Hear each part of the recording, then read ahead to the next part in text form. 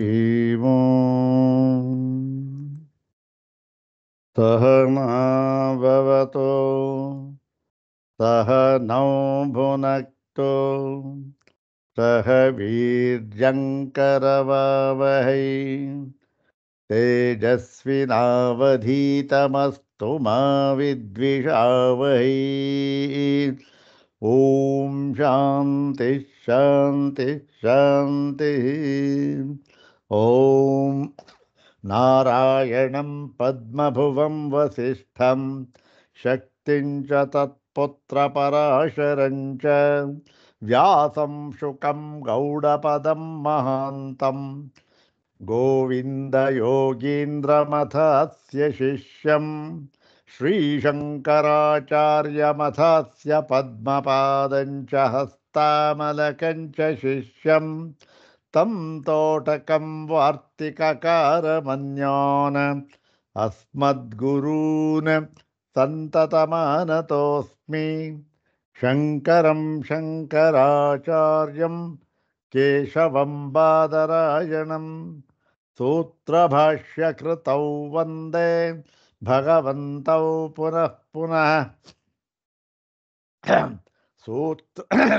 सूत्रभाष्यप्रणेतारौ वेदान्ताब्जप्रभाकरौ वन्दे परस्परात्मानौ बादरायणशङ्करौ श्रुतिस्मृतिपुराणानाम् आलयं करुणालयं नमामि भगवत्पादं शङ्करं लोकशङ्करं नमामि भगवत्पादशङ्करं लोकशङ्करं वन्दे तं सच्चिदानन्दं यतिवर्यं महामतिं वेदवेदान्तसारज्ञं सद्गुरुं प्रणतोऽस्म्यहम् सदाशिवसमारम्भां शङ्कराचार्यमध्यमाम् अस्मदाचार्यपर्यन्तां वन्दे गुरुपरम्पराम्।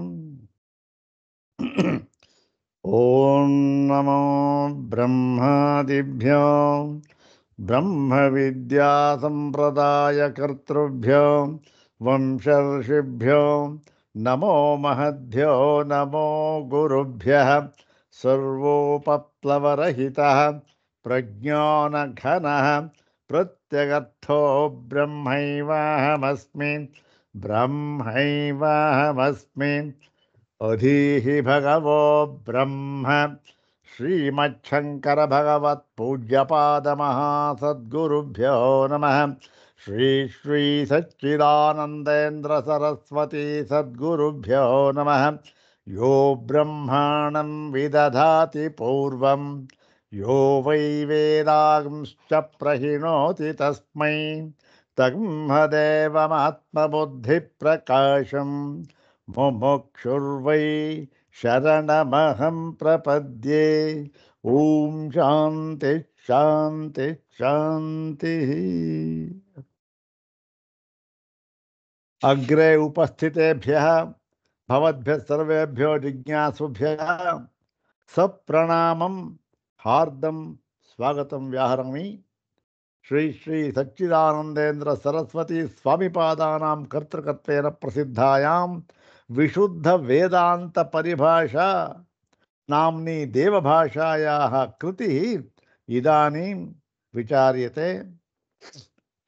अग्रे तावत् श्री श्री स्वामिचरणानां प्रशस्तिश्लोकमेकं पठित्वा अनुग्रहं च प्राप्य प्रकृतं ग्रन्थभागं यथा स्वामिपादानुग्रहम् इदानीं विचारयामः। ॐ कषायरहितं काषायवासं स्वरूपनिष्ठं परिपूर्णबोधं वन्दे निशं सच्चिदानन्दरूपं सरस्वतीम् इन्द्रसमानतेजम्। ॐ कषायरहितं काषायवासं स्वरूपनिष्ठं परिपूर्णबोधं ವಂದೇ ನಿಶಂ ಸಚ್ಚಿದಾನಂದರೂಪಂ ಸರಸ್ವತೀಂ ಇಂದ್ರಸಮಾನತೇಜಂ.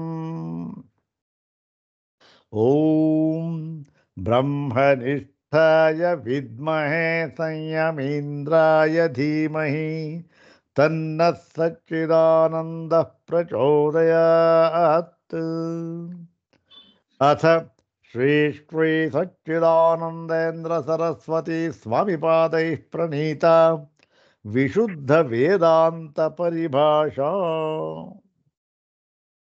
ಓಂ ಅವಾಚ್ಯಮಪ್ರಮೇಯಂಚ ಕಾರ್ಯಕಾರಣವರ್ಜಿತಂ ನಿಷ್ಕ್ರಿಯಂ ನಿಷ್ಕಲಂ ಶಾಂತಂ ಆತ್ಮಾನಮನುಸಂದಧೇ. ಪದವಾಕ್ಯ ಪ್ರಮಾಣ ಜ್ಞಾನ ಸಂಪ್ರದಾಯವಿದೋ ಗುರೂನ್ ನತ್ವಾ ವಿಶುದ್ಧ ವೇದಾಂತ ಪರಿಭಾಷಾ ಪ್ರಕಾಶ್ಯತೆ. ಇನ್ನೊಂದು ಬಾರಿ ಹೇಳೋಣ. ಓಂ ಅವಾಚ್ಯಮಪ್ರಮೇಯಂಚ ಕಾರ್ಯಕಾರಣವರ್ಜಿತಂ ನಿಷ್ಕ್ರಿಯಂ ನಿಷ್ಕಲಂ ಶಾಂತಂ ಆತ್ಮಾನಮನುಸಂದಧೇ. ಪದವಾಕ್ಯ ಪ್ರಮಾಣ ಜ್ಞಾನ ಸಂಪ್ರದಾಯವಿದೋ ಗುರೂನ್ ನತ್ವಾ ವಿಶುದ್ಧ ವೇದಾಂತ ಪರಿಭಾಷಾ ಪ್ರಕಾಶ್ಯತೆ. ವಿಶುದ್ಧ ವೇದಾಂತ ಪರಿಭಾಷಾ ಶ್ರೀ ಶ್ರೀ ಸ್ವಾಮಿಪಾದರವರ ಒಂದು ಸಂಸ್ಕೃತ ಗ್ರಂಥ. ಇದನ್ನು ಅಧ್ಯಯನ ಮಾಡ್ತಾ ಇದ್ದೇವೆ ನಾವು. ಅದರಲ್ಲಿ ಮೊಟ್ಟ ಮೊದಲನೆಯ ವಿಷಯ ಯಾವುದದು? ಬ್ರಹ್ಮ. ಯಾವುದು ಬ್ರಹ್ಮ? ವೇದಾಂತ ವೇದ್ಯವಾದ ಬ್ರಹ್ಮ. ಆ ವೇದಾಂತ ವೇದ್ಯವಾದ ಬ್ರಹ್ಮದ ಸ್ವರೂಪವನ್ನ, ಏನು ಬ್ರಹ್ಮ ಅಂತಂದರೆ, ಬ್ರಹ್ಮವನ್ನ ಯಾವ ರೀತಿ ವೇದಾಂತಗಳಲ್ಲಿ ತಿಳಿಸಿಕೊಟ್ಟಿದ್ದಾರೆ,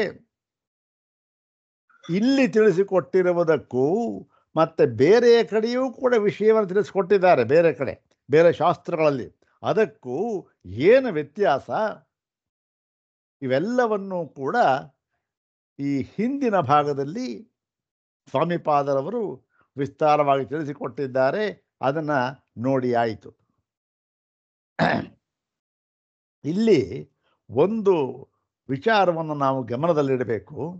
ಯಾವುದೇ ಗ್ರಂಥಕರ್ತೃ ಆದರೂ ಕೂಡ ತಾವು ಹೇಳಬೇಕಾದಂತಹ ಆ ಒಂದು ವಿಷಯ ಆ ಗ್ರಂಥದಲ್ಲಿ ಹೇಗೆ ಅಡಕವಾಗಿದೆ, ಯಾವ ವಿಷಯನ ಹೇಳುವುದಕ್ಕೆ ಹೊರಟಿದ್ದೇವೆ ಅನ್ನುವುದನ್ನು ಈ ಸೂಚ್ಯವಾಗಿ ತಿಳಿಸಿರ್ತಾರೆ.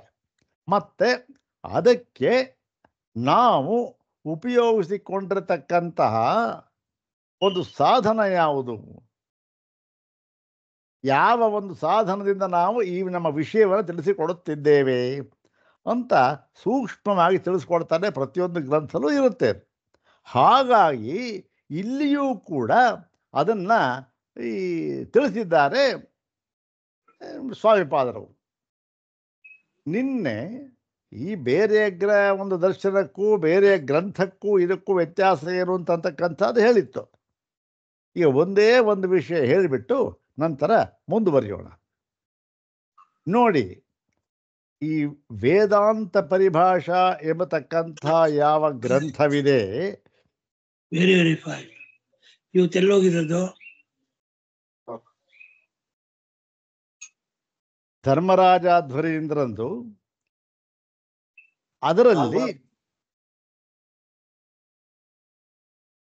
ಅದರಲ್ಲಿ ಅವನು ಹೇಗೆ ಪ್ರಾರಂಭಿಸಿದ್ದಾನೆ, ಯಾವ ರೀತಿಯ ಪ್ರಕ್ರಮವಾಗಿದೆ ಅಂತಂದರೆ ನೋಡಿ, ಮೊಟ್ಟ ಮೊದಲ ಮಂಗಳ ಶ್ಲೋಕ ಏನು?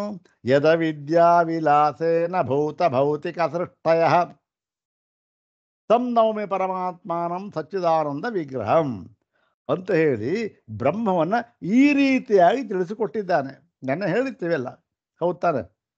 ಏನು, ಈ ಭೂತ ಭೌತಿಕ ಸೃಷ್ಟಿಗಳು ಯಾರ ಈ ಒಂದು ಲೀಲಾ ಮಾತ್ರವಾದ ಸಂಕಲ್ಪದಿಂದ ಉಂಟಾಗಿದೆಯೋ ಅವನು.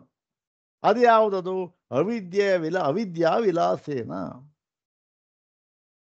ಅವಿದ್ಯೆ ಎಂಬ ಉಪಾಧಿಯಿಂದ ಅವಿದ್ಯೆ ಅಂತಕ್ಕಂಥದ್ದನ್ನು ಇಟ್ಕೊಂಡು ಬಂದೆ ಹೊರಟಿದೆ ಅಂತ ಕಥೆ ಹೇಳಿದರು. ಯಾವ ರೀತಿ ಭೂತಭೌತ ಸೃಷ್ಟಿಯನ್ನು ಮೊದಲು ಮಾಡ್ಕೊಂಡು ಅದರಿಂದ ಹೇಳಿದರು. ಆಮೇಲೆ ಸಚ್ಚಿದಾನಂದ ವಿಗ್ರಹಂ ಅಂತ ಹೇಳಿ ಅದರ ಲಕ್ಷಣ ತಿಳಿಸ್ಕೊಟ್ಟಿದ್ರು. ಹೀಗೆ ಬ್ರಹ್ಮವನ್ನು ತಿಳಿಸ್ಕೊಟ್ಟಿದ್ದಾರೆ. ಇದು ಅಷ್ಟೊಂದು ಸರಿಯಾದ ಕ್ರಮವಲ್ಲ, ಉಪನಿಷತ್ತುಗಳಲ್ಲಿ ಈ ರೀತಿ ತಿಳಿಸಿಕೊಟ್ಟಿಲ್ಲ ಅಂತ ಹೇಳಿ ಸ್ವಾಮಿಪಾದರವರು ತಮ್ಮ ಗ್ರಂಥಕ್ಕೂ ಮತ್ತು ಈ ಗ್ರಂಥಕ್ಕೂ ಇರತಕ್ಕಂಥ ಒಂದು ವ್ಯತ್ಯಾಸವನ್ನು ಇಲ್ಲೂ ಕೂಡ ಸ್ವಾಮಿಪಾದರು ಮೊಟ್ಟ ಮೊದಲು ತಿಳಿಸಿದ್ದಾರೆ. ಏನಂತ ಇಲ್ಲಿ ತಿಳಿಸ್ಕೊಟ್ಟಿದ್ದಾರೆ? ಅವಾಚ್ಯಮ ಪ್ರಮೇಯಂಚ ಕಾರ್ಯ ಕಾರಣವರ್ಜಿತಂ ನಿಷ್ಕ್ರಿಯಂ ನಿಷ್ಕಲಂ ಶಾಂತಂ ಆತ್ಮಾನಂ ಅನುಸಂಧತೆ ಅಂತ ತಿಳಿಸ್ಕೊಟ್ಟಿದ್ದಾರೆ. ಹೌದು ತಾನೆ? ನೋಡಿ ಇಲ್ಲಿ ಹೇಗೆ ತಿಳಿಸ್ಕೊಟ್ಟಿದ್ದಾರೆ ಬ್ರಹ್ಮವನ್ನು, ಆತ್ಮ ಬ್ರಹ್ಮವನ್ನು ಅಂತಂದರೆ ನೋಡಿ ಎಲ್ಲವನ್ನೂ ಕೂಡ ಇಲ್ಲಿ ನಕಾರಾತ್ಮಕವಾಗಿ ತಿಳಿಸಿಕೊಟ್ಟಿದ್ದಾರೆ. ಅಲ್ಲಿ ಯದ್ ಅವಿದ್ಯಾವಿಲಾಸೇನ ಭೂತಭೌತಿಕ ಸೃಷ್ಟಯ ಪ್ರವೃತ್ತಿಯಾಗಿತ್ತು, ಆ ಪ್ರವೃತ್ತಿಯ ಮೂಲಕವಾಗಿ ತಿಳಿಸ್ಕೊಟ್ಟಿದ್ದಾರೆ. ಇಲ್ಲಿ ಏನು ಮಾಡಿದ್ರು ಸ್ವಾಮಿಪಾದರು? ಅವಾಚ್ಯಂ ಅಪ್ರಮೇಯಂ ಕಾರ್ಯಕಾರಣ ವರ್ಜಿತಂ ನಿಷ್ಕ್ರಿಯಂ ನಿಷ್ಕಲಂ ಅಂತ ಹೇಳಿ ಎಲ್ಲ ನ ನ ನ ಅವಾಚ್ಯಂ ನ ವಾಚ್ಯಂ ಅವಾಚ್ಯಂ, ಅಪ್ರಮೇಯಂ ನ ಪ್ರಮೇಯಂ ಅಪ್ರಮೇಯಂ, ನ ಕಾರ್ಯಕಾರಣಂ ಕಾರ್ಯಕಾರಣ ವರ್ಜಿತಂ, ಹೀಗೆ ನಿಷ್ಕ್ರಿಯಂ ನಿಷ್ಕಲಂ ಎಲ್ಲ ನ ನ ಅಂತ. ಅಂದರೆ ಸೂಚನೆ ಏನು ಮಾಡಿದ್ದಾರೆ ಸ್ವಾಮಿಪಾದರು ಮೊಟ್ಟ ಮೊದಲಲ್ಲೇ? ನೋಡಿ, ಈ ಬ್ರಹ್ಮವನ್ನು ತಿಳಿಸಿಕೊಡಬೇಕಾದರೆ, ವೇದಾಂತ ವೇದ್ಯವಾದ ಬ್ರಹ್ಮವನ್ನು ತಿಳಿಸಿಕೊಡಬೇಕಾದರೆ ಯಾವ ಒಂದು ಕ್ರಮವನ್ನು ಅನುಸರಿಸಬೇಕು, ಈ ಕ್ರಮವನ್ನು ಅನುಸರಿಸಬೇಕು ಅಂತ ಹೇಳಿ ಈ ನೇತಿ ನೇತಿ ಕ್ರಮವನ್ನು ಅನುಸರಿಸಬೇಕು ಅಂತ ಸೂಚನೆ ಮಾಡುವುದಕ್ಕಾಗಿ ಮೊಟ್ಟ ಮೊದಲ ಮಂಗಳ ಶ್ಲೋಕವನ್ನು ಸ್ವಾಮಿಪಾದರವರು ಎಲ್ಲ ಅವಾಚ್ಯ ನೇತಿ ನೇತಿ ಅಂತ ಹೇಳಿ, ಅವಾಚ್ಯಂ ಅಪ್ರಮೇಯಂ ಕಾರ್ಯಕಾರಣವರ್ಜಿತಂ ನಿಷ್ಕ್ರಿಯಂ ನಿಷ್ಕಲಂ, ಇಂತಹ ಎಲ್ಲ ನೇತಿ ನೇತಿ ಅಂತಕ್ಕಂತಾದರೆ ಹಾಗಾದರೆ ಇಲ್ಲ ಅಂತ ಅಂದ್ಬಿಡೋಣ. ಅಂತಂದರೆ ಇಲ್ಲ, ಅದು ಶಾಂತಂ ಅಂದರೆ ಇದ್ಯಾವುದು ಇಲ್ಲದೆ ಇರತಕ್ಕಂಥ ಇದಿಲ್ಲದೆ ಇರತಕ್ಕಂಥದ್ರ ಮಾತಿನಲ್ಲಿ ಹೇಳೋದಕ್ಕಾಗೋದಿಲ್ಲ. ಯಾವ ವಿಶೇಷವೂ ಇಲ್ಲದೆ ಯಾವ ಮಾತಿನಿಂದಾಗಲಿ ಇಂದ್ರಿಯಗಳಿಂದಾಗಲಿ ತಿಳಿಸುವಕ್ಕಾಗದಿರುವುದರಿಂದ ಇದು ಕೇವಲ ಅಷ್ಟು. ಕೇವಲ ಅಂದರೆ ಏನು? ಯಾವ ದ್ವೈತದ ಹಂಗೂ ಇಲ್ಲದ ಕೇವಲವ. ಯಾವ ಕೇವಲ ಅಂತ ಆಯಿತೋ ಆವಾಗ ಶಾಂತಿ ಅಂತಕ್ಕಂಥದ್ದು ತಾನೇ ತಾನಾಗಿ ಬರುತ್ತೆ. ಶಾಂತಿ ಅಂತಕ್ಕಂಥದ್ದು ಯಾವಾಗ ಹೋಗುತ್ತೆ ಅಂದರೆ ಇನ್ನೂ ದ್ವೈತ ಸಂಪರ್ಕ ಬಂದಾಗ ಹೋಗುತ್ತೆ, ಶಾಂತಿ ಹೋಗುತ್ತೆ. ಏನೋ ಆಯಿತು ಏನೋ ಆಯಿತು, ಒಳ್ಳೆಯದಾಯ್ತಾ ಆಯಿತು, ಕೆಟ್ಟದಾಯ್ತಾ ದುಃಖ, ಹೀಗೆ ಸುಖ ದುಃಖ ಎಲ್ಲ ಆಗುತ್ತೆ. ಶಾಂತಿ ಅಂತಕ್ಕಂಥದ್ದು ದ್ವೈತ ಸಂಪರ್ಕದಿಂದ ಅದಕ್ಕೂ ಸಂಬಂಧ. ಹೀಗೆ ಯಾವ ದ್ವೈತ ಸಂಪರ್ಕವೂ ಇಲ್ಲದೆ ಇರತಕ್ಕಂಥ ಈ ಒಂದು ನಿಷ್ಕಲವೂ ಆದ ಪರಮಾತ್ಮ ಇದ್ದಾನಲ್ಲ, ಅವನು ಶಾಂತ ಅಂತ ಹೇಳಿ ಅಂತಹ ಆತ್ಮನ ಅನುಸಂಧೆ ಅಂತ ಹೇಳಿದ್ದಾರೆ. ಇದು ಇಲ್ಲಿ ಸೂಚ್ಯವಾಗಿ ಬ್ರಹ್ಮವನ್ನು ತಿಳಿಸಿಕೊಟ್ಟಿದ್ದಾರೆ. ಅಲ್ಲೂ ಕೂಡ ಧರ್ಮರಾಜ ಧ್ವರೀಂದ್ರ ಸೂಚ್ಯವಾಗಿ ತಿಳಿಸಿಕೊಟ್ಟಿದ್ದಾನೆ. ಯದ ವಿದ್ಯಾವಿಲಾಸೇನ ಭೂತಭೌತಿಕ ಸೃಷ್ಟಯ ತಂ ನೌಮಿ ಪರಮಾತ್ಮನಂ ಸಚ್ಚಿದಾನಂದವಿ. ಅದಕ್ಕೂ ಇದಕ್ಕೂ ವ್ಯತ್ಯಾಸನ ಸ್ವಲ್ಪ ನೋಡ್ಕೊಳ್ಳಿ ನೀವು. ಈ ಕಾರಣಕ್ಕೋಸ್ಕರವಾಗಿಯೇ ಈ ಸ್ವಾಮಿಪಾದರು ಇದಕ್ಕೆ ವಿಶುದ್ಧ ವೇದಾಂತ ಪರಿಭಾಷಾ ಅಂತ ನಾಮಕರಣ ಮಾಡಿದ್ರು. ಅದು ವೇದಾಂತ ಪರಿಭಾಷೆ ಇಲ್ಲ ಅಂತಲ್ಲ, ಅದರ ಒಂದು ಎಷ್ಟೋ ಗ್ರಾಹ್ಯವಾದ ಅಂಶಗಳನ್ನು ನಾವು ನೋಡೋಣ, ನೆನ್ನೆ ನೋಡಿದ್ದೇವೆ, ಪ್ರಮಾಣವೆಲ್ಲ. ಇನ್ನೊಂದು ವಿಚಾರ, ಆ ಒಂದು ಪರಿಭಾಷೆಯನ್ನು ನಾವು ಅಧ್ಯಯನ ಮಾಡಬೇಕಾದರೆ, ಯಾರು ಧರ್ಮರಾಜಾಧ್ವರೀಂದ್ರನ ಪರಿಭಾಷೆಯನ್ನು ಅಧ್ಯಯನ ಮಾಡಬೇಕಾದರೆ ನಮಗೆ ತರ್ಕಜ್ಞಾನ ಇದ್ದೇ ಇರಬೇಕು. ಅಲ್ಲೇ ಅವರೇ ಹೇಳ್ತಾರೆ ಏನು, ಇದು ಈ ನ್ಯಾಯಶಾಸ್ತ್ರ, ತರ್ಕಸಂಗ್ರಹ ಇವೆಲ್ಲ ಗ್ರಂಥವನ್ನು ಅಭ್ಯಾಸ ಮಾಡಿದ ಮೇಲೆ ಇದನ್ನು ಮಾಡಬೇಕು ಅಂತಕ್ಕಂಥದ್ದನ್ನು ಸೂಚನೆ ಮಾಡ್ತಾ ಇರ್ತಾರೆ. ಇಲ್ಲದೆ ಅದೇನು ಅಲ್ಲೆಲ್ಲ ನಮ್ಮ ಅರ್ಥವೇ ಆಗೋದಿಲ್ಲ. ಯಾಕೆ? ಅವರು ಅಲ್ಲಿಯ ಒಂದು ಸಂಪ್ರದಾಯ ಇಟ್ಕೊಂಡು ಆ ಒಂದು ಗ್ರಂಥವನ್ನು ಬರೆದಿದ್ದಾರೆ. ಅದರ ಮೂಲಕ ಬ್ರಹ್ಮವನ್ನು ತಿಳಿಸಿಕೊಡುವುದಕ್ಕೆ ಹೊರಟಿದ್ದಾರೆ. ಆದ್ದರಿಂದ ಆ ಒಂದು ಪರಿಚಯ ಬೇಕು. ಇಲ್ಲಿ ಏನೂ ಇಲ್ಲ, ಎಲ್ಲ ನಕಾರ. ಆದ್ದರಿಂದ ಇಲ್ಲಿ ಬೇಕಾಗಿರತಕ್ಕಂಥದ್ದು ಏನು? ಏನೂ ಇಲ್ಲ. ವಿಚಾರ ಮಾಡತಕ್ಕಂತಹ ಮನಸ್ಸು ಏನು ವೈಚಾರಿಕತೆ ಮತ್ತೆ ಶುದ್ಧ ಸತ್ವ ಶುದ್ಧಾಂತಃಕರಣ ಅಷ್ಟೇ ಇಲ್ಲಿ ಬೇಕಾಗಿರ್ತಕ್ಕಂಥ. ಇಲ್ಲಿ ಯಾವ ವಿಧವಾದಂಥ ಅಭಿಮಾನ ಇಲ್ಲ, ಆಸಕ್ತಿ ಇಲ್ಲ, ಮತ್ತೆ ಕುತೂಹಲ ಇಲ್ಲ, ಏನಿಲ್ಲ. ಇಷ್ಟೇ ಬೇಕಾಗಿರ್ತಕ್ಕಂಥ. ಇದು ಎರಡಕ್ಕೂ ವ್ಯತ್ಯಾಸ. ವಿಶುದ್ಧ ವೇದಾಂತ ಪರಿಭಾಷಾ ಅಂತ ಹೇಳೋದಕ್ಕೆ ಇದು ಒಂದು ಕಾರಣ ಅಂತ. ಇವೆಲ್ಲ ಏನು ನಾವು ವಿಶ್ಲೇಷಣೆ ಮಾಡ್ತಕ್ಕಂಥ ಒಂದು ಕ್ರಮ ಇಲ್ಲಿ ಇರಲಿ. ಈಗ ಇದರಲ್ಲಿ ಎರಡನೇ ವಿಷಯ ಅವಿದ್ಯಾ ಅಂತಕ್ಕಂಥ. ಅವಿದ್ಯಾ ಅಂತಕ್ಕಂಥದ್ದು ಇದು ವೇದಾಂತ ಶಾಸ್ತ್ರದಲ್ಲಿ ಬಹಳ ಈ ಒಂದು ವಿವಾದಕ್ಕೆ ಒಳಪಟ್ಟಿರ್ತಕ್ಕಂಥ ವಿಷಯ ಇದು. ಅವಿದ್ಯಾನ ಅದರಲ್ಲಿ ವಿವಾದ ಏನ್ರಿ ಇದೆ? ವಿವಾದ ಏನು? ಅವಿದ್ಯಾ ಅಂದರೆ ಅವಿದ್ಯಾ ಅವನ ಜ್ಞಾನ ಇಲ್ಲದೆ ಇರತಕ್ಕಂಥದ್ದು. ಯಾವ ವಿಷಯದಲ್ಲಿ ಜ್ಞಾನ ಇಲ್ವೋ ಆ ವಿಷಯದ ಬಗ್ಗೆ ಅವನಿಗೆ ಅವಿದ್ಯೆ ಇದೆ ಅಂತ ಅರ್ಥ. ಅದರಲ್ಲಿ ಏನು ಅಂದರೆ ಹಾಗಲ್ಲ. ಅವಿದ್ಯೆಯನ್ನು ಇಲ್ಲಿ ಆ ಒಂದು ಸ್ವರೂಪವನ್ನು ಹೇಳಿದ್ದಾರಲ್ಲ, ಅದರ ಬಗ್ಗೆ ಬೇಕಾದಷ್ಟು ವಿಪ್ರತಿಪತ್ತಿ ಇದೆ. ಮತ್ತು ಈ ವೇದಾಂತ ಶಾಸ್ತ್ರದಲ್ಲಿ ಅಥಾತೋ ಬ್ರಹ್ಮ ಜಿಜ್ಞಾಸ ಅಂತ ಹೇಳಿ ಬ್ರಹ್ಮವು ಇಲ್ಲಿ ಯಾವುದು ಈ ವೇದ್ಯವಾಗಿರ್ತಕ್ಕಂಥದ್ದು ಇದನ್ನು ಹೇಳೋ ಹೊರಟು ಈ ಅವಿದ್ಯೆ ಯಾತಕ್ಕೆ ತರ್ತಾರೆ ಇಲ್ಲಿ ಅಂತಂದರೆ ಅದಕ್ಕೆ ಕಾರಣವನ್ನು ಕೊಟ್ಟಿದ್ದಾರೆ ಭಗವಾನ್ ಶಂಕರರು ಅಧ್ಯಾಸ ಭಾಷ್ಯದಲ್ಲಿ. ಇಲ್ಲೂ ಕೂಡ ಈ ಅವಿದ್ಯಾ ಸ್ವಾಮಿಪಾದ ಬರೆದಿದ್ದಾರೆ. ಇದೂ ಕೂಡ ಅಧ್ಯಾಸ ಭಾಷ್ಯವನ್ನು ಆಧಾರವಾಗಿಟ್ಕೊಂಡೇ ಬರೆದಿರತಕ್ಕಂಥದ್ದು. ಇನ್ನೇನು ಸ್ವತಂತ್ರವಾಗಿ ಏನನ್ನೂ ಬರೆದಿಲ್ಲ. ಅಲ್ಲಿರ್ತಕ್ಕಂಥದ್ದನ್ನೇ ಇಲ್ಲಿ ಬರೆದಿದ್ದಾರೆ. ಅದನ್ನು ಹೇಗೆ ಅಂತಕ್ಕಂಥದ್ದು ಅದನ್ನು ವಿಚಾರ ಮಾಡೋದು ನೋಡೋಣ ನಾವು.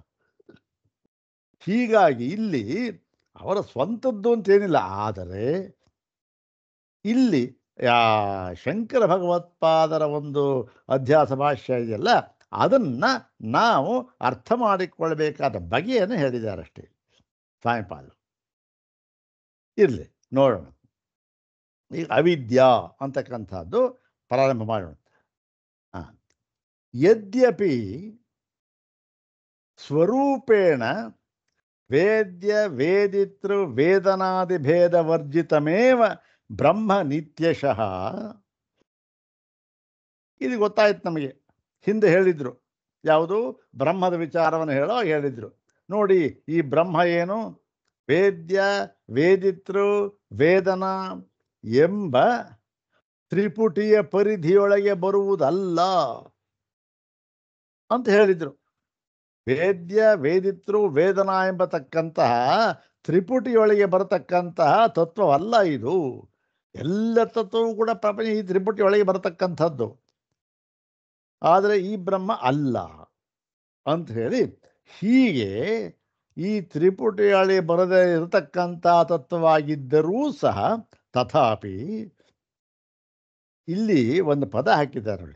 ಈ ತ್ರಿಪುಟಿಯೊಳಗೆ ಬರದೇ ಇರತಕ್ಕಂಥದ್ದು ಬ್ರಹ್ಮ. ಯಾವ ದೃಷ್ಟಿಯಿಂದ ಇದು? ಯಾವ ದೃಷ್ಟಿಯಿಂದ ಅಂತಂದರೆ ಸ್ವರೂಪೇಣ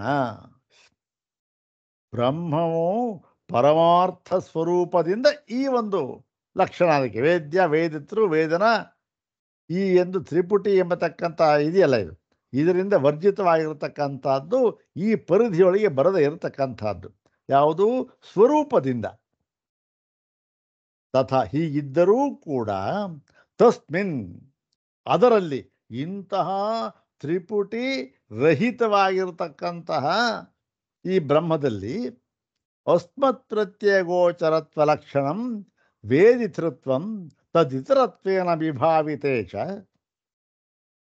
ಈ ಅಸ್ಮತ್ ಪ್ರತ್ಯಯ ಗೋಚರತ್ವ ಲಕ್ಷಣಂ, ಅಸ್ಮತ್ ಪ್ರತ್ಯಯ ಗೋಚರತ್ವ ಲಕ್ಷಣ ಏನು?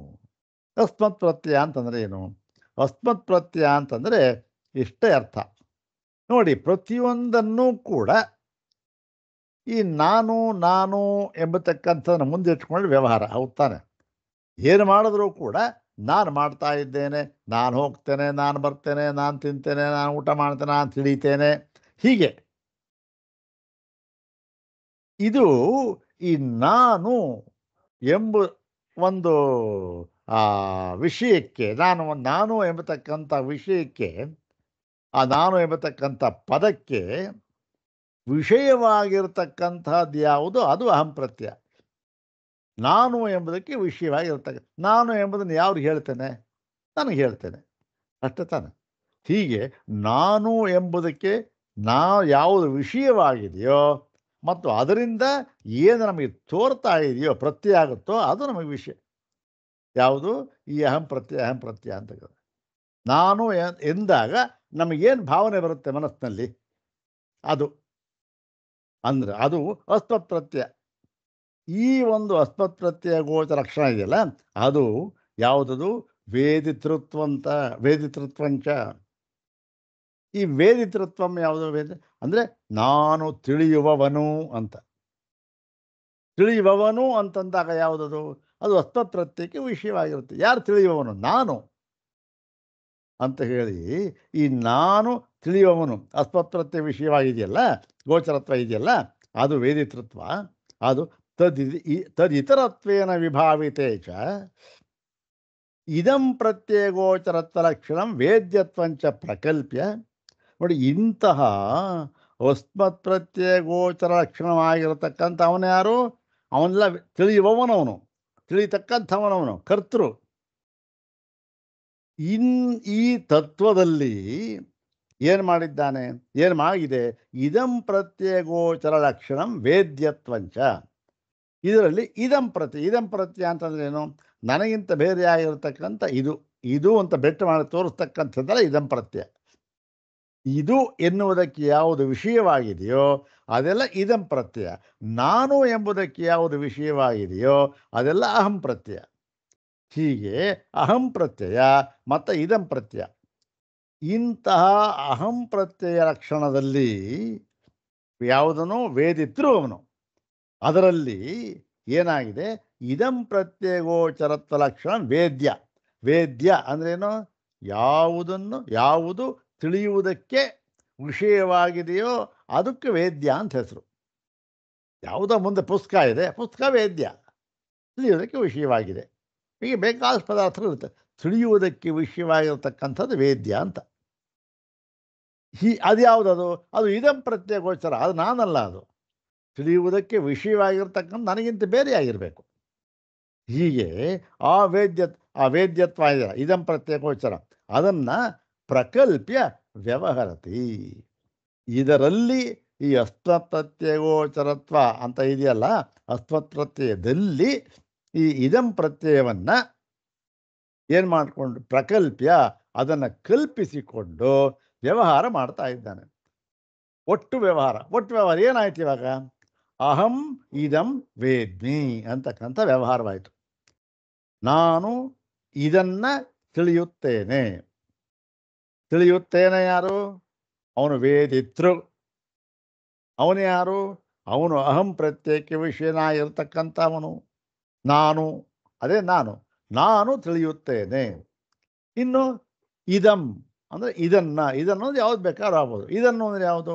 ನನಗಿಂತ ಭಿನ್ನವಾಗಿರತಕ್ಕಂತಹ ಅದ್ಯಾವುದದು? ವೇದ್ಯವಾಗಿರುವುದು. ಆ ವೇದ್ಯವಾಗಿರುವುದನ್ನು ತಿಳಿಯುತ್ತೇನೆ. ನಾನು ಇದನ್ನು ತಿಳಿಯುತ್ತೇನೆ ಎಂಬುದಾಗಿ ವ್ಯವಹಾರವಾಗ್ತಾ ಇದೆ. ಅಲ್ಲಿಗೆ ನಾನು ಇದನ್ನು ತಿಳಿಯುತ್ತೇನೆ ಎಂಬ ವ್ಯವಹಾರವಾಗಬೇಕಾದರೆ ಏನಿರಬೇಕು? ಒಂದು ಅಹಂ ಪ್ರತ್ಯಯ, ಇನ್ನೊಂದು ಇದಂ ಪ್ರತ್ಯಯ. ಮತ್ತೆ ಅಷ್ಟಿದ್ರೆ ಸಾಲದು. ಅದ್ರ ಪಾಡಿಗದು, ಇದ್ರ ಪಾಡಿಗಿದು ಇದ್ರ ಸಾಲದು. ಈ ಅಹಂ ಪ್ರತ್ಯಯದಲ್ಲಿ ಆ ಇದಂ ಪ್ರತ್ಯಯ ಇದೆಯಲ್ಲ, ಅದನ್ನು ಕಲ್ಪಿಸಿಕೊಂಡು ನಾನು ಇದನ್ನು ಮಾಡುತ್ತಿದ್ದೇನೆ, ನಾನು ಇದನ್ನು ತಿಳಿಯುತ್ತೇನೆ ಅಂತ ವ್ಯವಹಾರವಾಯಿತು. ಅಂದರೆ ಏನಾಯಿತು? ಒಂದು ವ್ಯವಹಾರ ಬೇಕಾದರೆ ಎರಡನ್ನೂ ಕೂಡ ಕಲಬರಕೆ ಮಾಡಿಕೊಂಡಾಗ ಮಾತ್ರ ವ್ಯವಹಾರವಾಯಿತು ಅಷ್ಟೆ. ಯಾವುದು ಒಂದೇ ಇದ್ದರೂ ಕೂಡ ವ್ಯವಹಾರವಾಗೋದಿಲ್ಲ. ಒಂದೇ ಇದ್ದರೆ ಯಾವುದೋ ಬೇರೆ ವಿಷಯ ಇರುತ್ತೆ, ನಾನಿರೋದಿಲ್ಲ, ನನ್ನ ಸಂಬಂಧವೇ ಇಲ್ಲ. ನಾನಿದ್ದೇನೆ, ಯಾವುದು ವಿಷಯ ಇಲ್ಲ, ಆಗಲೂ ಸಂಬಂಧ ಇಲ್ಲ. ಇದಕ್ಕೇನು ಹೆಸರು? ಇದಕ್ಕೆ ಒಂದು ಈ ಇದನ್ನೇ ಈ ಕಲ್ಪಿಸಿಕೊಂಡು ಅಂತ ಇದೆಯಲ್ಲ, ಇದಕ್ಕೇನೆ ಪಾರಿಭಾಷಿಕ ಪದ ಅಧ್ಯಾಸ ಅಧ್ಯಾಸ ಅಂಬುದಾಗಿ. ಏನ್ರಿ ಅವಿದ್ಯಾ ಅಂತ ಹೆಡ್ಡಿಂಗ್ ಕೊಟ್ರಿ, ಈ ಅಭ್ಯಾಸ ಇದನ್ನ ಅಂತ ಹೇಳ್ಬಿಟ್ಟು ಹೇಳ್ತಾ ಇದ್ದೀರಲ್ಲ ಅಂತಂದರೆ ಅದನ್ನು ಮುಂದೆ ಹೇಳ್ತಾರೆ. ಈ ಅಧ್ಯಾಸವನ್ನೇ ನಾವೀಗ ಹೇಳಿದ್ವಲ್ಲ, ಅಹಂ ಪ್ರತ್ಯಯದಲ್ಲಿ ಇದಂ ಪ್ರತ್ಯಯವನ್ನು ಸೇರಿಸಿಕೊಂಡು ವ್ಯವಹಾರ ಮಾಡ್ತಕ್ಕಂಥದ್ದು. ವ್ಯವಹಾರ ಆಗಬೇಕಾದ್ರೆ ಎರಡಿದ್ದೇ ಇರಬೇಕು ಅಂತ ಇದೆಯಲ್ಲ, ಇದಕ್ಕೆ ಅಧ್ಯಾಸ ಅಂತ ಹೆಸರು. ಈ ಅಧ್ಯಾಸವನ್ನೇ ತಿಳಿದವರು ಅಂದರೆ ಯಾರು? ಯಾರು ಈ ಒಂದು ವೇದಾಂತ ಶಾಸ್ತ್ರವನ್ನು ಹೇಗೆ ಅರ್ಥ ಮಾಡಿಕೊಳ್ಳಬೇಕು, ಏನು ಇದು ಅಂತೆಲ್ಲ ಪೂರ್ಣವಾಗಿ ಇದರ ಜ್ಞಾನವುಳ್ಳವರು ಏನಂತಾರೆ? ಇದನ್ನೇ ಅವಿದ್ಯಾ ಅವಿದ್ಯಾ ಎಂಬುದಾಗಿ ಕರೆಯುತ್ತಾರೆ. ತಮೇವಂ ಲಕ್ಷಣಮಧ್ಯಾಸಂ ಪಂಡಿತಾ ಅವಿದ್ಯೇತಿ ಮನ್ಯಂತೆ. ಸೂತ್ರಭಾಷ್ಯ ಇಲ್ಲಿ ಅದನ್ನೇ ಹೇಳಿದ್ರು, ಅವಿದ್ಯಾ ಅವಿದ್ಯಾ ಅಂತ. ಅವಿದ್ಯಾ ಅಂತ ಕೇಳಿದ್ರು ಅಧ್ಯಾಸ. ಅಧ್ಯಾಸ ಯಾವುದು? ಇದು. ಇಲ್ಲಿ ಮುಖ್ಯವಾದ ಈಗ ಬೇಸಿಕ್ ಗಮನದಲ್ಲಿ ಇಟ್ಕೊಳ್ಬೇಕಾದಂಥ ಅಂಶ ಯಾವುದು ಅಂದರೆ, ಇಲ್ಲಿ ಅಧ್ಯಾಸವನ್ನು ಮತ್ತು ಅವಿದ್ಯೆಯನ್ನು ಹೇಗೆ ಹೇಳಿದ್ದಾರೆ? ಪರ್ಯಾಯದಿಂದ ಹೇಳಿದ್ದಾರೆ. ಅವಿದ್ಯೆ ಅಂತ ಅನ್ನೋದಕ್ಕೆ ಪರ್ಯಾಯ ಪದವೇ ಅಧ್ಯಾಸ, ಅಧ್ಯಾಸ ಅಂತ ಅನ್ನೋದಕ್ಕೆ ಪರ್ಯಾಯ ಪದವೇ ಅವಿದ್ಯೆ. ಎರಡೂ ಬೇರೆ ಅಲ್ಲ ಅಂತ ಹೇಳಿದ್ದಾರೆ. ಇದು ಏನಾಗ್ತಿದ್ರು ಅದರ ಮೇಲೆ ಬೇಕಾದ ವಾದ ವಿವಾದ ಬರುತ್ತೆ, ಮುಂದೆ ಬರುತ್ತವೆಲ್ಲ, ಅಷ್ಟನ್ನು ಹೇಳಿದ್ದಾರೆ. ಹೌದು ತಾನೆ? ಹೀಗಾಗಿ ಏನ ಅಹಂ ವಿನಯತಿ ತಥಾ ಆತ್ಮನಿ ಕರ್ತೃತ್ವಂ ಭೋಕ್ತೃತ್ವಂಚ ಪ್ರಕಲ್ಪ್ಯ ವ್ಯವಹರತಿ ಲೋಕಃ ಅಹಮಿದಂ ಕರೋಮಿ ತೇನ ಸುಖಂ ದುಃಖಂ ವಾ ಅನುಭವಾಮಿ ಇತಿ. ಹೀಗೆ ಏನಾಯಿತು? ಎರಡನ್ನು ಬೆರೆಸಿಕೊಂಡು ನಾನು ಇದನ್ನು ತಿಳಿಯುತ್ತೇನೆ ಎಂಬುದಾಗಿ ಮಾಡಿಕೊಂಡು, ನಾನು ಇದನ್ನು ತಿಳಿಯುತ್ತೇನೆ ಅಂದರೆ ಏನು? ತಿಳಿಯುವುದು ಎಂಬ ಕ್ರಿಯೆಗೆ ನಾನು ಕರ್ತೃವಾಗಿದ್ದೇನೆ ಅಂತ ಅರ್ಥ. ತಿಳಿಯುವುದು ಎಂಬ ಕ್ರಿಯೆಗೆ ನಾನು ಕರ್ತೃವಾಗಿದ್ದೇನೆ ಅಂತ ಹೇಳಿ ಏನಾಯಿತು? ತನ್ನಲ್ಲಿ ಕರ್ತೃತ್ವವನ್ನು ಹೇಳ್ಕೊಂಡ. ಮತ್ತೆ ಯಾವಾಗ ಏನೋ ತಿಳಿಯುವುದು ಅಂತ ಒಂದು ಕ್ರಿಯೆ ಅಂತ ಮಾಡಿದ್ನೋ, ಆ ಕ್ರಿಯೆ ಅಂತ ಮಾಡಿದ ಮೇಲೆ ಅದಕ್ಕೆ ಫಲ ಅಂತಕ್ಕಂಥದ್ದು ಇದ್ದೇ ಇರಬೇಕು. ಅದು ಯಾರಿಗೆ? ಅದು ಕೂಡ ನನಗೆ. ಯಾರು ಕ್ರಿಯೆ ಮಾಡಿರ್ತಾನೋ ಅವನಿಗೆ ಫಲ. ಹಾಗಾಗಿ ಏನಾಗುತ್ತೆ? ತನ್ನಲ್ಲಿ ಆತ್ಮನಲ್ಲಿ ಕರ್ತೃತ್ವ ಭೋಕ್ತೃತ್ವ ಇವೆರಡನ್ನೂ ಕೂಡ ಕಲ್ಪಿಸಿಕೊಂಡು ವ್ಯವಹರತಿ ಲೋಕಃ, ಎಲ್ಲ ಲೋಕ ಜನಗಳು ಅಂತಂತ. ಲೋಕ ಅಂತ ಲೋಕ ಅದು ಯಾವುದದು? ಜಡ. ಅದು ಲೋಕ ಜನಗಳು ವ್ಯವಹಾರ ಮಾಡುತ್ತಿದ್ದಾರೆ. ಏನಂತ ವ್ಯವಹಾರ ಮಾಡ್ತಾ ಇದ್ದಾರೆ? ನಾನು ಇದನ್ನು ಮಾಡ್ತೇನೆ, ಅದರಿಂದ ನಾನು ಸುಖವನ್ನು ಅಥವಾ ದುಃಖವನ್ನು ಅನುಭವಿಸುತ್ತೇನೆ ಅಂತ ಹೇಳಿ ನಾನು ಮಾಡ್ತೇನೆ, ನಾನು ಅನುಭವಿಸ್ತೇನೆ ಎಂಬುದಾಗಿ ತಿಳಿತಾರೆ. ಇವಕ್ಕೆಲ್ಲದಕ್ಕೂ ಏನು ಬೇಕು? ಅಸ್ಮತ್ ಪ್ರತ್ಯಯ ಯಾವುದು? ಇದು ಅಸ್ಮತ್ ಪ್ರತ್ಯಯನೇ. ಇದನ್ನು ಅಹಂ ಪ್ರತ್ಯಯ ಅಂತ ಹೇಳಿದ್ರೆ ಅಸ್ಮತ್ ಪ್ರತ್ಯಯ, ಅಹಂ ಪ್ರತ್ಯಯ, ಮತ್ತೆ ಇನ್ಯಾವುದು? ಇದಂ ಪ್ರತ್ಯಯ. ಆಯಿತು, ಇದಂ ಪ್ರತ್ಯಯ. ಇದನ್ನು ಬೆರೆಸ್ಕೊಂಡು ವ್ಯವಹಾರ ಮಾಡ್ತಾ ಇದು ಕರ್ತೃತ್ವ ಭೋಕ್ತೃತ್ವವನ್ನು ತನ್ನ ಮೇಲೆ ಹಾಕ್ಕೊಂಡ. ಹೀಗೆ ಪ್ರತಿಯೊಂದು ವ್ಯವಹಾರವೂ ಹೀಗೆ. ತತ್ರ ಇದಂ ಪ್ರತ್ಯಗಮ್ಯಂ ಅನಾತ್ಮರೂಪಂ ವೇದ್ಯಂ ಅಹಂ ಪ್ರತ್ಯಗಮ್ಯಸ್ಯ ವೇದಿತು ಯುಷ್ಮತ್ ಪ್ರತ್ಯಗೋಚರೋಪಿ ಭವತಿ. ಇಲ್ಲಿ ಏನು ಸ್ವಾಮಿ, ನೀವು ಅಹಂ ಪ್ರತ್ಯಯ ಅಸ್ಮತ್ ಪ್ರತ್ಯಯ ಅಂತ ಹೇಳಿದ್ರಿ, ಅದೇನೋ ಪರವಾಗಿಲ್ಲ, ಗೊತ್ತಾಯಿತು. ನೀವು ಇದಂ ಪ್ರತ್ಯಯ ಅಂತ ಹೇಳ್ಬಿಟ್ರಲ್ಲ, ಈ ಇದಂ ಪ್ರತ್ಯಯ ಅಂತ ಅನ್ನೋದನ್ನು ನಾವು ಯಾವುದು ಕೇಳಿದ್ವಲ್ಲ ಸೂತ್ರ ಭಾಷೆಯಲ್ಲಿ ಅಥವಾ ಎಲ್ಲರೂ, ನಾವು ಕೇಳಿರ್ತಕ್ಕಂಥದ್ದು ಯುಷ್ಮತ್ ಪ್ರತ್ಯಯ ಗೋಚರ ಅಂತಂತಂದ ಅಲ್ವಾ? ಯುಷ್ಮದಸ್ಮತ್ ಪ್ರತ್ಯಯ ಗೋಚರಯೋ ವಿಷಯಿಣೋ ತಮಃ ಪ್ರಕಾಶವದ್ವಿರುದ್ಧ ಸ್ವಭಾವಯೋ ಇತರೇತರ ಭಾವಾನುಪಪತ್ತವು ಸಿದ್ಧ ಅಲ್ಲಿ ಬರೆದಿದ್ದಾರೆ. ಹೀಗೆ ಯುಷ್ಮತ್ ಪ್ರತ್ಯಯ ಅಂತ ಕೇಳಿದ್ದೇವೆ ನಾವು, ಇದು ಯಾವುದೋ ಇದಂ ಪ್ರತ್ಯಯ ಅಂತ ಹೇಳಿಬಿಟ್ರಲ್ಲ ನೀವು ಅಂತ ಹೇಳಿದ್ರೆ ಅದಕ್ಕೆ ಹೇಳ್ತಾ ಇದ್ದಾರೆ ಇಲ್ಲಿ ಈ ಇದಂ ಪ್ರತ್ಯಯ ಅಂತನ್ನೋದಕ್ಕೆ ವಿಷಯವಾಗಿರ್ತಕ್ಕಂಥದ್ದು ಯಾವುದು? ಎಲ್ಲವೂ ಕೂಡ ಅನಾತ್ಮವಾಗಿದೆ. ಅಂದರೆ ಏನು? ತನಗಿಂತ ಭಿನ್ನವಾಗಿ ತಾನಲ್ಲದೆ ಇರತಕ್ಕಂಥದ್ದು ಯಾವುದು? ಇದು ಅಂತ ಯಾವುದು ತೋರಿಸ್ತೀವೋ ಅದೆಲ್ಲ ನಾನಲ್ಲ, ನನಗಿಂತ ಭಿನ್ನವಾಗಿರ್ತಕ್ಕಂಥದ್ದು. ಮತ್ತು ಏನಾಗಿದೆ? ಇದಂ ಪ್ರತ್ಯಯ ಅದು ಅನಾತ್ಮರೂಪ. ಅದೇನಾಗಿದೆ? ಅದು ವೇದ್ಯ. ಅದು ವೇದ್ಯ ಅಂದರೆ ತಿಳಿಯುವುದಕ್ಕೆ ಯೋಗ್ಯವಾಗಿದೆ ಅದು, ಹೌದು ತಾನೆ? ಹಾಗಾಗಿ ಆ ಯುಷ್ಮತ್ ಪ್ರತ್ಯಯ ಗೋಚರ ಇದೆಯಲ್ಲ ಅದು ವೇದ್ಯಂ ಅಹಂ ಪ್ರತ್ಯಯಗಮ್ಯಸ್ಯ ವೇದಿತು.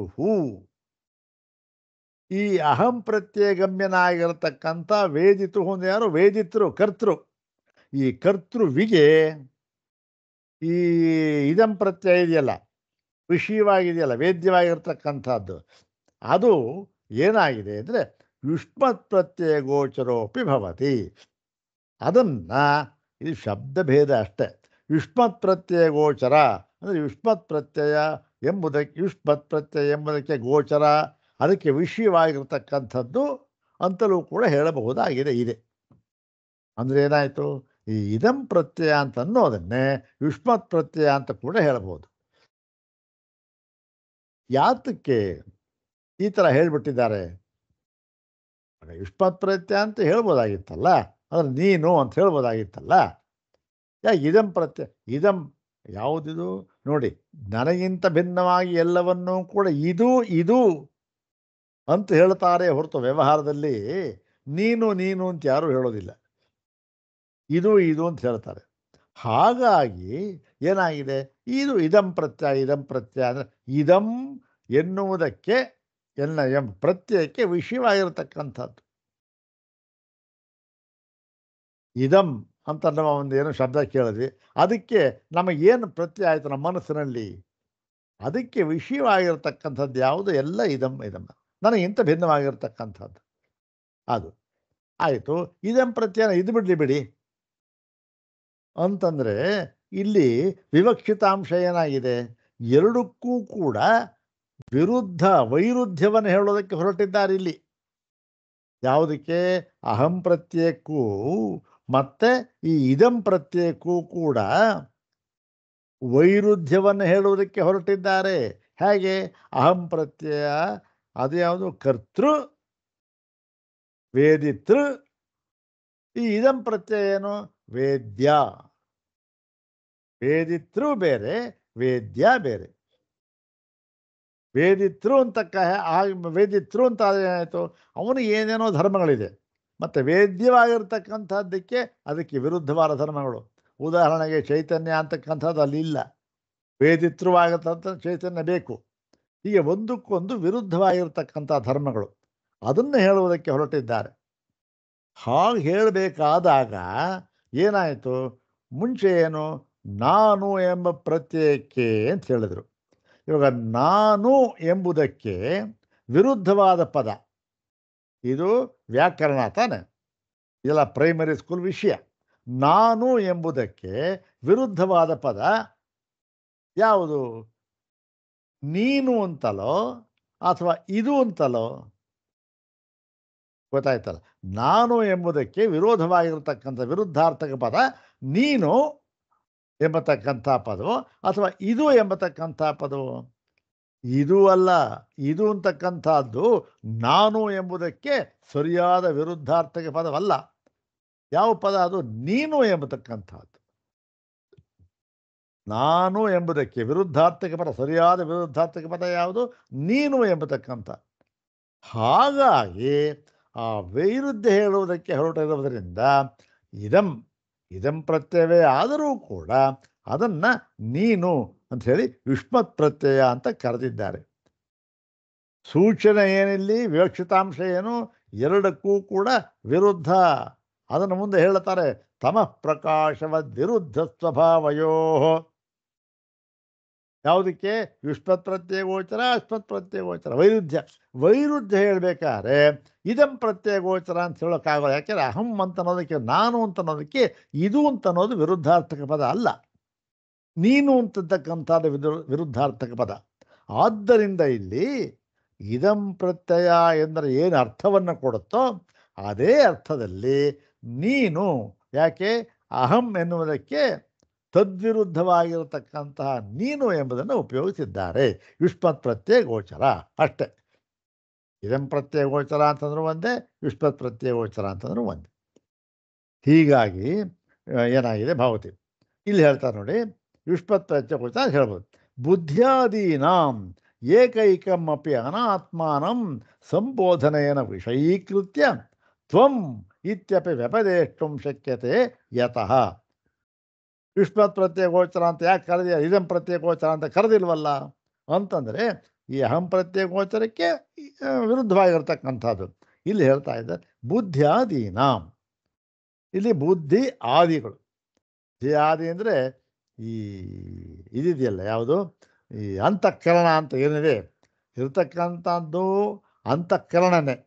ಆ ಅಂತಃಕರಣಕ್ಕೆ ಆ ಅಂತಃಕರಣದ ವೃತ್ತಿಯನ್ನು ಅನುಸರಿಸಿ, ಅದಕ್ಕೆ ವೃತ್ತಿ ಅಂದರೆ ಹೇಗೆ ಕೆಲಸ ಮಾಡುತ್ತೋ ಅದನ್ನು ಅನುಸರಿಸಿ ಅದಕ್ಕೆ 4 ವಿಧವಾದ ಅರ್ಥವನ್ನು ಕೊಟ್ಟಿದ್ದಾರೆ, 4 ವಿಭಾಗ ಮಾಡಿದ್ದಾರೆ. ಯಾವುದರ ಮೂಲಕ? ಅದು ಆ ವೃತ್ತಿ ಇದೆಯಲ್ಲ, ಅದು ಮಾಡ್ತಕ್ಕಂಥ ಕೆಲಸದ ಮೇಲೆ ಅದಕ್ಕೆ ಆಧರಿಸಿ 4 ವಿಂಗಡಿಸಿದ್ದಾರೆ. ಯಾವುದು? ಮನಸ್ಸು, ಬುದ್ಧಿ, ಅಹಂಕಾರ, ಚಿತ್ತ ಅಂತಕ್ಕಂಥದ್ದು. ಬುದ್ಧಿ ಇದು ಹೇಗೆ ವಿಂಗಡಿಸಿದ್ದಾರೆ ಅಂದರೆ ಅದರ ವೃತ್ತಿ ಅನುಸಾರವಾಗಿ ಇರೋದು ಒಂದೇ ಅಂತಃಕರಣವೇ. ಎಲ್ಲದಕ್ಕೂ ಎಲ್ಲನೂ ಅಂತಃಕರಣವೇ ಮನಸ್ಸು ಅಂತ ಕರೀತಾರೆ, ಬುದ್ಧಿ ಅಂತ ಕರೀತಾರೆ, ಅಹಂಕಾರ ಅಂತ ಕರೀತಾರೆ, ಚಿತ್ತ ಅಂತ ಕರೀತಾರೆ. ಹೀಗೆ 4 ವಿಧವಾಗಿ ಹೇಳ್ತಾರೆ. ಇದಕ್ಕೇನು? ಇವೆಲ್ಲ ಕರಣ, ಬೇರೆಯಾಗಿರ್ತಕ್ಕಂಥ ಕರಣ. ಮನೋಬುದ್ಧಿರಹಂಕಾರ ಚಿತ್ತಂ ಕರಣಮಂತರಂ. ಮನೋಬುದ್ಧಿರಹಂಕಾರ ಚಿತ್ತಂ ಕರಣಮಂತರಂ. ಹೇಗೆ ಹೆಸರು ಬಂತು ಇದಕ್ಕೆ ಅಂದರೆ ಅದರ ವೃತ್ತಿ ಅನುಸಾರವಾಗಿ.